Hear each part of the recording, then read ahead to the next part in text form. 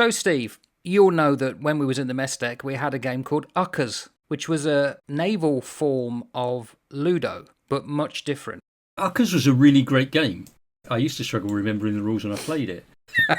But now, all these years on, I'm really struggling to remember. It was often a homemade kit. Mm-hmm. So the board was all homemade, and the Uckers pieces were like little draft pieces, but they were made out of the broom handles that were cut up and then painted.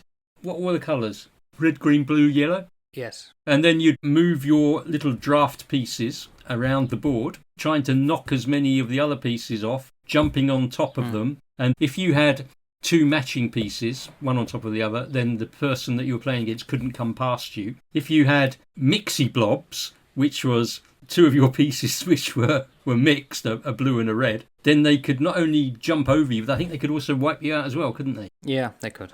It got quite heated, didn't it, playing Uckers? Incredibly heated. The idea is you came out of home on a 6 and you threw 2 dice, and you could either move one total amount of the dice or you could move 2 based on the numbers. So if 1, 4, 1, 5, you could move them that way. And you had to get them around home. But if you was playing with a mate, like an opposed number, you helped each other and you tried to stop the opposing sides moving, and you formed blobs, as you said. But if you got your pieces up to the enemy blob behind, you can then throw 3 6s in a row and literally knock them off.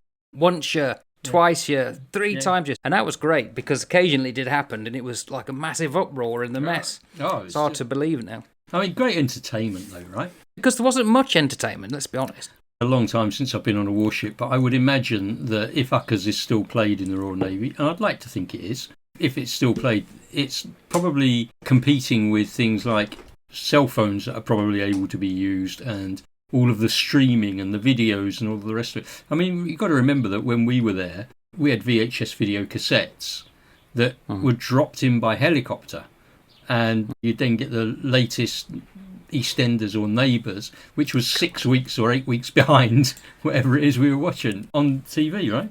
Andy Parrott got them all the time. Yeah. EastEnders, I remember. He was obsessed with him and Tweaky. Yeah, gosh.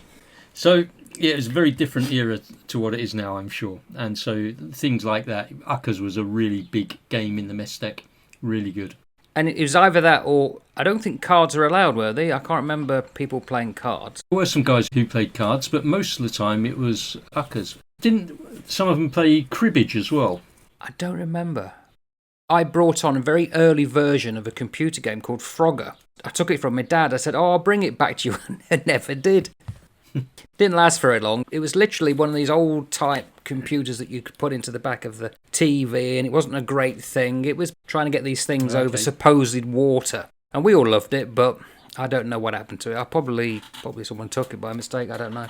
So other than these sort of VHS video cassettes, homemade Uckers boards were quite a thing. With a couple of cans of Red Death, McEwen's Export, or CSB. Pipers. That was awful. Gosh, yeah. No disrespect to anyone who liked Pipers. Yeah. Most of that stuff had been dragged on from store ship, hadn't it? Yes. Well, that's the problem. I didn't like doing store ships, but I didn't mind having the stuff that was brought on. Thanks, lads, for doing it for us.